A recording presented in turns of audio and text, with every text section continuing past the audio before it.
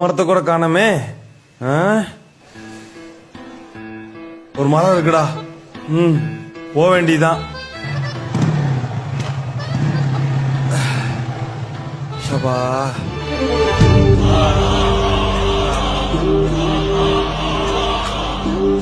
என்னங்க பிடிங்க.